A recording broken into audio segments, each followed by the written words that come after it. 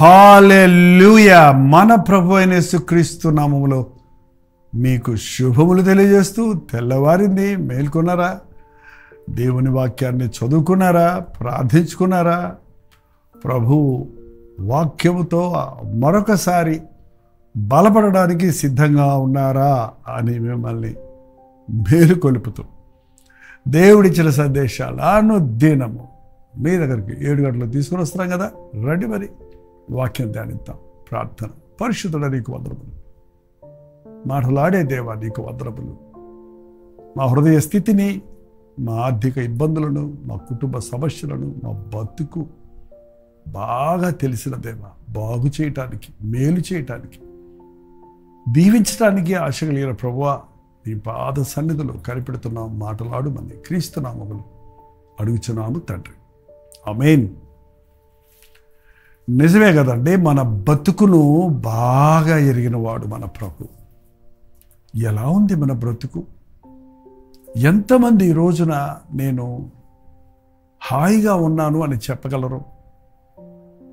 బాగున్నాను అని ఊతపదంగా మనం చెప్తున్నామే కానీ మన బాగోగుల గురించి బాగా ఎరిగిన ప్రభు సన్నిధిలో మనం ఎలా ఉన్నామన్నది ఏ మనుషుడికి అర్థం కాదండి.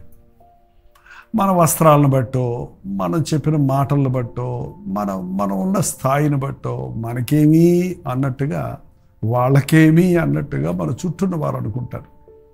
కానీ మన గుండెల్లో ఉన్న ఆవేదన, బాధ, ఆ యొక్క కొరత మన బ్రతుకు నెరిగిన ప్రభువుకు బాగా తెలుసు. నిన్నెరిగిన ప్రభువును నీవెరిగినప్పుడు నీవు గొప్ప ఆదరణ పొందుతావండి. చాలామంది మనుషులు మమ్మల్ని అర్థం చేసుకోవడం లేదు, మనుషులు నన్ను ఇలా అంటున్నారు, అలా అంటున్నారు, మనుషులు ఎవరు సహాయం చేయటం లేదు అని ఊరికే మదనపడిపోతూ ఉంటాం. కానీ మనకి సహాయం చేయగలిగిన, మనల్ని ఆదరించగలిగిన, మన సంగతి బాగా ఎరిగిన ప్రభు సన్నిధిలో మోకరించుకొని ప్రార్థించడం నేర్చుకుంటే, ఆయనతో చెప్పుకుంటే ఆ శ్రమలో మనకి ఆదరణ దొరుకుతుందండి. ఆ అవసరతలు తీర్చబడతాయి. భక్తి అంటే ఏదో కాసేపు ఆచరించి వదిలిపెట్టేది కాదు. మన బ్రతుకును ప్రభువుకు సమర్పించుకొని ఆయన చెప్పిన చిత్తము చొప్పున, వాక్యము చొప్పున నడుచుకుంటూ పోవటం, ప్రతి విషయంలో దేవుని సహాయాన్ని కోరుకోవటం. ఇవాళ చాలామంది బాగున్నాను అనుకుంటూనే ఎక్కడికో ఒక చోటుకి వెళ్ళి స్టక్ అయిపోతున్నారు, గుద్దుకుపోతున్నారు. ఉదాహరణ చూడండి, మేము బాగానే ఉన్నాం, గెటాన్ అయిపోతున్నాం, సమజాయించుకోగలుగుతున్నాం అని చెబుతూనే లైఫ్ స్టైల్లో మనకు తెలియకుండా ఈరోజు ప్రపంచంలో ఉన్న ప్రతి మనుషుడు కూడా మీరు గమనించి చూస్తే ప్రతి వ్యక్తి కూడా అప్పులతోనే బ్రతుకుతున్నాడండి. అంత పెద్ద మాట వద్దండి, లోను అనేది చెప్పండి. పోనీ లోన్ అనే మాట కూడా వాడకుండా ఈఎంఐలు కట్టుకుంటూనే బతుకుతున్నాము. దట్స్ వాట్ ద సిస్టమ్ అంట తయారైపోయింది లోకంలో. అమాంతంగా మన భారతదేశంలో కూడా అలాంటి పరిస్థితి వచ్చేసింది. ఇప్పుడు సంవత్సరం పంటకు చేరితే, ఇంటికి పంట చేరితే ఆ పంట డబ్బులతో సంవత్సరం అంతా గడుపుకునేవారు మన పూర్వీకులు. లేదా ఆ రోజుల్లో నెలసరి జీతాలు వస్తే ఆ జీతం పెట్టుకొని ఆ 30 రోజులకి లాక్కు వెళ్ళేవారు. కానీ ఇవాళ ఆ చాలని జీతాలు, ఆ స్థిరమలేని ఉద్యోగాలు, ఆ పంటలు కూడా సరిగా పండటం లేదు, ఆ పంటలకు సరైనటువంటి ప్రతిఫలము పాపం ప్రయాసపడుతున్న రైతుకు దొరకటం లేదు. ఎంతంత కష్టపడి కాలేజీల్లో అంతంత డబ్బులు కట్టి చదివించిన ఆ బిడ్డలకు జాబ్స్ లేవు. బీటెక్లు ముగించారు, ఎంటెక్లు ముగించారు, ఎంబీఏ, ఎంసీఏ ఏదేదో చెప్తున్నారు. ఓడారుడే ఖాళీగానే ఉన్నానండి, ఉద్యోగం దొరకలేదు. ఆ చదువు కోసం చేసిన అప్పులు తీరలేదు. కొందరైతే ఇతర దేశాలకు పంపించేస్తే అక్కడ చదువుకుంటే మంచి ఉద్యోగాలు వస్తాయి, అక్కడ ఉద్యోగాలు వస్తాయి అనుకుంటే ఇప్పుడు అది కూడా ఏ విధమైనటువంటి నమ్మిక లేని స్థితిలోనే ఉంది. ఇటువంటి పరిస్థితుల్లో బాగున్నాను అంటారే కానీ మీరు బాగా ఆలోచించుకుంటే ఎలా ఉన్నారన్నది అర్థమవుతుందండి. చాలామంది ఈ రోజున కనీసం వాళ్ళు ఎన్ని బకాయిలు ఉన్నాయి, ఎంత ఈఎంఐ అమౌంట్ కట్టాలి, నా రాబడి ఎంత, నా ఖర్చు ఎంత అని లెక్కలేసుకుంటారా? అసలు మీకు అకౌంట్ బుక్ ఉందా? ఓ దేవుడు ఈ రోజు నాకు ఎంత ఇచ్చాడు, నేను ఎంత ఖర్చు పెట్టాను అని రాసుకొని చూడండి. నా రాబడి ఎంత, నా ఖర్చు ఎంత అని ప్రశ్నించుకొని చూడండి. దానికి తగినట్టుగా సర్దుకొని ప్రార్థించి విశ్వాసంతో జీవించండి. అప్పుడు మీ మనశ్శాంతిగా ఉంటారు. ఊరికే లోన్లు పెట్టేసి మన స్థాయికి మించిన వాటిని కొనేసి సంపాదించేసి బాగున్నాను, జల్సాగా ఉన్నానని ఊరు బయట అందరికీ కనపడుతున్నావు. కానీ నీకున్న భారం వాళ్ళకి ఎలా అర్థమవుద్ది? నువ్వు కొన్న కారు చూసి బో గొప్ప కారు అంటాడు. ఆ కారుకు ఎంత అప్పున్నావో, ఎన్ని ఈఎంఐలు కట్టాలో ఆ చూసే వాళ్ళకేం తెలుస్తుందండి? కారు కొన్నాను, ఎందుకు కొన్నాను రా బాబు, దానికి పెట్రోలే పోయలేకపోతున్నాను, ఈఎంఐలు కట్టలేకపోతున్నాను, ఈ యొక్క ట్యాక్స్లు అవి ఇవి, ఏ యాక్సిడెంట్ అయితే ప్రాబ్లమ్స్, లైసెన్సులు. నిజంగా చూడండి, మనకి దేవుని కృప లేకుండా మనం ఈ లోకంలో సమృద్ధిగా జీవించలేమండి. కలిగి ఉన్న దానిని బట్టి ప్రభువును స్తుతించండి. కావాల్సింది ప్రభువును అడగండి. ఒకప్పుడు నేను లోన్ తీసుకోకూడదనే ప్రసంగం చేసేవాడిని. ఎందుకంటే బైబిల్ అలాగే చెప్తుంది, అప్పు ఇచ్చేవాడు అప్పు చేయువాడు అప్పిచ్చేవాడికి బానిస. నీవు ఆశీర్వదించబడితే అప్పు ఇచ్చేదవు కానీ అప్పు చేయవు అని. కానీ ఈ రోజుల్లో అనేకులు వచ్చి నాతో పంచుకుంటున్న సమస్యలను వింటున్నప్పుడు ఆ యొక్క లోన్ అప్లై చేయకుండా, ఆ ట్రాన్సాక్షన్స్ లేకుండా వారు కుటుంబాన్ని నడిపించుకోలేకపోతున్నారు, వారి అవసరాలు తీర్చుకోలేకపోతున్నారు. The system has become like that. ట్యాక్స్లు అవాయిడ్ చేయడానికి అప్పు తీసుకోవడానికి సలహా ఇచ్చే బ్యాంకులు ఉన్నాయి, ప్రభుత్వం వారే చెబుతుంటారండి. ఖచ్చితంగా వచ్చిన డబ్బులు ప్రభుత్వానికి చెందింది, ప్రభుత్వం తినడంలో తప్పేముంది? కైసరవికి ఇవ్వండి, దేవునివి దేవునికి ఇవ్వండి అంటున్నారు. విచిత్రం ఏంటంటే ఇవాళ మనుషుడు ట్యాక్స్ ఎలా ఎగ్గొట్టాలా, దేవునికి ఇచ్చేవి కూడా ఎలాగూ అవాయిడ్ చేయాలా అనే ఆశలోనే ఉన్నాడు కనుక అటు ఇటు ఆశీర్వాదం లేని పరిస్థితుల్లో ఉండిపోతున్నాడు. డబ్బును హ్యాండిల్ చేయడానికి దైవ జ్ఞానం కావాలండి, నమ్మకత్వం కావాలి. నీ చేతికి వచ్చిన డబ్బును దేవుని చేతుల్లో పెడితే నీ కష్టార్జితాన్ని నేను ఆశీర్వదిస్తానన్నాడు ప్రభు. ఎంత సంపాదించేవాడైనా ఎంత చెట్టుకు అంత గాలన్నట్టు, ₹1,00,000 ఖర్చు పెట్టుకునేవాడికి అంత ఖర్చులు ఉన్నాయి, 1,00,000 పెట్టేవాడికి అంతలు ఉన్నాయి, 10,000 పట్టుకొని బతుకుతున్నాడు కూడా హాయిగానే బతుకుతున్నారు, వాడికి స్థాయికి చెందినట్టుగా. మనం ఎంత సంపాదించామన్నది ముఖ్యం కాదు, ఎంత అప్పులు చేశామన్నది చాలా ప్రాముఖ్యమైంది. అప్పు ఒక జబ్బు అన్నాడు ఒక ఆయన. కొంతమందికి అప్పు లేకపోతే నిద్రపడతంట ఈ రోజుల్లో.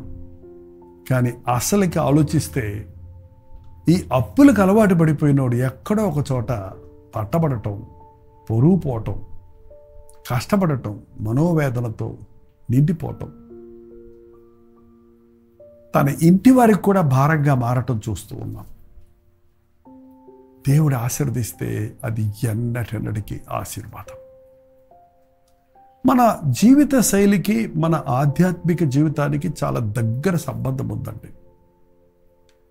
మనం భక్తిలో ఉండాలంటే ఈ లోక వ్యర్థత్వాన్ని మనం వెంబడించకూడదు. ఈ లోక మాలిన్యం నుండి ఎప్పటికప్పుడు మనం కడగబడాలి. ఈ లోక ఆకర్షణలకు లొంగకూడదు. ప్రభు చెప్పాడు, బైబిల్లో చెప్పడది కదా, లోకంలో ఉన్నదంతా శరీరాశ, నేత్రాశ, జీవపు డంబం. ఇవి తండ్రి వల్ల పుట్టినవి కావు. కాబట్టి ఈ లోకంలో వీటి కొరకే మనుషుడు తాపత్రయపడుతున్నాడు. చూసిందల్లా కొనాలని, ఆశించిందల్లా తినాలని, లోకంలో గొప్పవాడిగా ఉండడానికి మనుషుల ముందు రకరకాలుగా ప్రయాసపడుతున్నాడు మనుషుడు. ఏది మేలైనదో, ఏది అవసరమైనదో, ఏది ప్రయోజనకరమైనదో ఆ జీవితాన్ని జీవించడంలో ఉన్నంత ఆనందం మనుషుల్ని సంతోషపెడటానికి, లోకంలో గొప్పగా ఉండడానికి పడ్డ ప్రయాసం వలన కలగదు సుమా. దేవునికి తెలుసు. నాకు దేవుడు ఎందుకు ఎక్కువ జీతం ఇవ్వటం లేదు అంటుంటారు కొంతమంది. నాకు జీతంలో నా వ్యాపారంలో అభివృద్ధి లేదు అంటుంటారు కొంతమంది. మేబీ నీకు ఇచ్చిన దాంట్లో నువ్వు నమ్మకంగా లేవేమో, నీకు ఇచ్చిన దాన్ని నువ్వు నమ్మకంగా వాడటం లేదేమో, దేవునికి చెందింది దేవునికి ఇవ్వటం లేదేమో, ప్రభుత్వానికి చెందింది ప్రభుత్వానికి ఇవ్వటం లేదేమో. అంత మిస్యూజ్ చేస్తున్నావు, పాడు చేసుకుంటున్నావు, వ్యర్థపరుచుకుంటున్నావు, అనవసరమైన వాటి కొరకు ఖర్చు పెట్టుకుంటున్నావు. చూశారండి, ఒకడికి 5 తలాంతులు ఇచ్చాడు, మరొకడికి 2 తలాంతులు ఇచ్చాడు, ఒకడికి 1 ఇచ్చాడు. ఎందుకలా ఇచ్చాడో అని అడుగుతారా? అక్కడే ఉందండి, వారి సామర్థ్యతను బట్టి వాళ్ళకి ఇచ్చాడు. వాడు 5 తలాంతులు హ్యాండిల్ చేయగలడు, దాన్ని నమ్మకంగా వాడగలడు, దాన్ని అభివృద్ధి పరచగలడు అని ఎరిగి 5 ఇచ్చాడు. రెండో వాడికి అంత కెపాసిటీ లేదేమో, కానీ నమ్మకస్తుడు, కానీ అంత తెలివి, అంత జ్ఞానం, అంతగా అవకాశాలు లేవేమో, కాబట్టి అతనికి 2 ఇచ్చాడు. మరొకడికి వాడి మనస్తత్వం అర్థమైపోతుంది మనకి, కృతజ్ఞత లేనివాడు, దేవుణ్ణి అర్థం చేసుకునేవారు. అయినా కూడా ప్రభు ఇవ్వక్కర్లేదు అసలు చెప్పాలంటే. పోనీలే ఈ అవకాశాన్ని ఉపయోగించుకుంటాడని 1 అవకాశం ఇచ్చాడు, 1 తలాంతు ఇచ్చాడు. ఆ వ్యక్తి దాన్ని కూడా పోగొట్టుకున్నాడు. కలిగిన వారికి ఇంకా ఇవ్వండి, లేని వారికి ఉన్నదాన్ని తీసేయమని ప్రభు చెప్పినట్టుగానే ఈ రోజున మన జీవితాల్లో కొంచెంలో నమ్మకంగా లేకపోతే అత్యధికమైనవి ఎలా పొందగలుగుతాం? మీ జీవితంలో దేవుడు ఇచ్చిన దాంతో సంతృప్తి చెందటం, మీ మనసు కలవరపరుచుకోకుండా, డబ్బు విషయమై వాగ్వాదాలు పెట్టుకోకుండా. అరే, ఎంత భయంకరమైన పరిస్థితికి ఈ రోజున మనుషులు దిగజారుతున్నారండి. భార్యాభర్తలు 2 మాట్లాడుకునే మాటల్లో మొదటి మాట డబ్బేనా? డబ్బుని గురించేనా వారి వాదన? డబ్బుని గురించేనా వారి డిస్కషను? డబ్బు కొరకేనా వారి పోరాటం? అలాంటి స్థితికి దిగజారిపోయిందండి. అన్నదమ్ముల ఆప్యాయత ఉండేది, ఒకరి యోగక్షేమాలు ఒకరు మాట్లాడుకొని ఒకరికొకరు సహాయం చేసుకునేవారు. ఈరోజు అన్నదమ్ములు కలిసేదే ఆస్తులు పంపకానికేనట. తండ్రి దగ్గరకు వచ్చేదే తమకు చెందింది తాకిమ్మని అడగడానికంట. డబ్బే ప్రధానమైపోయింది లోకంలో. అవును, మరి డబ్బుంటే కదా మనుషుడు గౌరవిస్తారంటున్నారు. డబ్బుంటే గౌరవిస్తాం కరెక్టేమో, కానీ డబ్బు ఎంతసేపు ఉంటుంది నీ దగ్గర? డబ్బుంటే గౌరవించేవాడు డబ్బు పోయిన తర్వాత నిన్నేం చేస్తారు? నీ యొక్క గుణగణాలను బట్టి, నీ స్వభావాన్ని బట్టి, నీ ప్రేమను బట్టి, నీ యథార్థ జీవితాన్ని బట్టి నీవు ఘనపరచబడతావు. ఈ రోజున ఏ విషయం మీ మనసును కలవరపడుతుంది? సంపాదన విషయమా? ఖర్చుల విషయమా? కట్టవలసినటువంటి ఈఎంఐల విషయమా? అప్పులు బాధ, శక్తికి మించిన అప్పులు చేసేసి అవమానాలతో ఉన్నారా? బ్యాంకు నుండి ఫోన్లు వస్తుంటాయి, సమాధానం చెప్పలేక ఫోన్ నెంబర్ మార్చేస్తారట. ఒక్కసారి గుర్తుపెట్టుకుందామండి, దేవుడు ఆశీర్వదిస్తే అది అన్నిటికి ఆశీర్వాదం. ఈరోజు విశ్వాసం ఉంచండి. ప్రభువా, నా అప్పులుతో నేను బాధపడుతున్నాను, ఈ అప్పులు క్లియర్ చేసేటట్టు నీ హస్తాన్ని చాపు. ఎట్లా చేస్తాడో తెలియదు, దేవుడు అద్భుతాలు చేసేవాడు. అంధకార స్థలములలో ఉన్న ధననే ఇస్తానన్నాడు. ఆ విధవరాలి కుమారుని అప్పులోడు చెత్తుకుపోతుంటే ఆమె దైవజనుడి దగ్గరికి వెళ్ళి, అయ్యా, నా భర్త అప్పులు చేసి చచ్చిపోయాడు, ఇప్పుడు వచ్చి అప్పులోడు కుమారులు తీసుకెళ్ళిపోతున్నారంటే వెంటనే ఆ సేవకుడు చెక్కులు రాసి ఇవ్వలేదు, కానీ అప్పులు తీర్చడానికి తన దగ్గర ఉన్న డబ్బు ఇవ్వలేదు. కానీ నువ్వు వెళ్ళి నీ దగ్గర ఏముందని అడిగాడు. కొంచెం నూనె ఉందంటే అది అన్ని పాత్రలు తెచ్చి పోయమన్నప్పుడు ఆమె చెప్పినట్టు చేసినప్పుడు, 2 కుమారులు ఆమెతో ఏకీవించి చేసినప్పుడు ఏం జరిగిందో తెలుసండి? ఆ కొంచెము నుండి దేవుడు ఆశీర్వదించి అక్కడున్న పాత్రలన్నీ నిండేటట్టు చేశాడు. అవన్నీ అమ్మి నీ అప్పులు తీర్చుకో అన్నప్పుడు అప్పుడు నూనె వ్యాపారస్తురాలుగా మారిపోయింది. దేవుడు చేసే కార్యాలు ఊహకు అందనివ్వండి. ఆయన దీవిస్తే అది అభివృద్ధి పొందుతూనే ఉంటుంది. విధవరాలి కొండలోని బుడ్డిలోని నూనె అయిపోలేదు, తొట్టులోని పిండి అయిపోలేదు. కరువు కాలం అంతా అది సమృద్ధిగా ఉందన్నమాట ఈరోజు కూడా మన జీవితాల్లో అనునయించుకొని విశ్వసిస్తే అనుభవించవచ్చండి. నీ సంపాదన దేవునికి ఇచ్చి, ఇదే నా సంపాదన ప్రభు, ఆశీర్వదించు, జ్ఞానముగా వాడుటకు సహాయం చేయమని అడగండి. మీ జీతం మీకు సరిపోగా మిగులుతుంది. ఎప్పుడైతే ఈ డబ్బు సమస్య మన మనసులో నుంచి పోతుందో, వాటి గురించి ఆలోచించడం, వాటి గురించి ఊరికే మదనపడటం నుంచి విడిపించబడతాం. మనం ప్రశాంతంగా ఉండగలుగుతాం, దేవునితో ఎక్కువ సమయం గడపగలుగుతాం, ప్రయోజనకరమైన వాటి మీద మన మనసు పెట్టగలుగుతాం. అటువంటి కృపలను దేవుడు మనకు ఇచ్చునుగాక. దయచేసి తల్ల వంచండి, ప్రార్థన చేసుకుందాం. పరిశుద్ధుడ, ప్రేమగల తండ్రి, బాగున్నామంటూనే ఎటువంటి బాధలతో నీ బిడ్డలు ఉన్నారో నీవు బాగా ఎరిగిన దేవుడవు. ఈ లోకంలో బతకడానికి మాకు డబ్బు కావాలని, ఆ డబ్బే ప్రధానమని మేము రాత్రి మగళ్ళు ప్రయాసపడే వారిగా మిగిలిపోక, నా యేసయ్య నన్ను దీవిస్తే, నా ప్రభువు నన్ను ఆశీర్వదిస్తే, నా అవసరతలన్నీ తీర్తవి.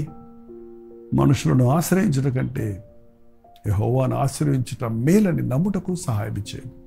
ఇప్పటికే అప్పుల బాధతో ఉన్నవారు, అనవసరమైన నష్టాల్లో ఉన్నవారు, యాక్సిడెంట్ల మూలాన, ప్రకృతి వైపరీత్యం మూలాన పంటలు పాడైపోయి, పనులు దొరక్క, ఉద్యోగములు దొరక్క, ఆర్థిక ఇబ్బందులతో సతమతమవుతూ జీవితంలో విరక్తి చెందుతూ ఉన్నవారు, యెహోవా ఈరే అనే మాటను నమ్మటానికి, యేసు వైపు చూచి ప్రార్థించటానికి, ప్రతి అవసరతను తీర్చగలిగిన ప్రభువు మాకున్నాడని విశ్వసించే అద్భుతాలు మా జీవితంలో చూచినట్లుగా ప్రతి కుటుంబంలో ఉన్న ప్రతి కొరతను తీర్చి నీ నామాన్ని మహిమపరచుకోవమని క్రీస్తు నామములో అడుగుచున్నాను తండ్రి. ఆమేన్. తండ్రి అయిన దేవుని యొక్క ప్రేమయు, కుమారుడైన క్రీస్తు యొక్క కృపయు, ఆదరణకర్త అయిన పరిశుద్ధాత్మ యొక్క సహవాసం కూడి వచ్చిన మనందరికీ ఇప్పుడు సదాకాలము తోడైడునుగాక. ఆమేన్. దేవుని స్తోత్రం. మీ ప్రార్థనా స్థుతుల భారాలు 954041 నెంబర్కి, మీరు ఇతర దేశాల్లో ఉంటే 91001000 నెంబర్కి టెక్స్ట్ లేక వాయిస్ మెసేజ్ ద్వారా వాట్సాప్ పెట్టండి. మీ పక్షంలో నేను ప్రార్థిస్తూ ఉన్నాను, మీరు కూడా ప్రార్థించండి. దేవుడు అద్భుతంగా మన ప్రార్థనలకు జవాబులు ఇస్తాడు. Doctor Jaipal YouTube channel subscribe చేసుకోండి, లైక్ చేయండి, షేర్ చేయండి. మీ పేరు ఊరు కామెంట్ సెక్షన్లోకి వచ్చి టైప్ చేయడం మర్చిపోకండి. మీ ప్రార్థన వసతుల భారాలు 954041 నెంబర్కి, మీరు ఇతర దేశాల్లో ఉంటే 91001000 నెంబర్కి ఒక టెక్స్ట్ కానీ వాయిస్ మెసేజ్ ద్వారా కానీ పంపించమని మళ్ళీ చెప్తున్నాను. గుర్తుపెట్టుకోండి. మీరు మొదటిసారిగా చూస్తుంటే మీ పిక్చర్ కూడా యాడ్ చేయండి. మరింత అర్థవంతంగా మీకోసం ప్రార్థించడానికి సహకరించడం అవుతాను.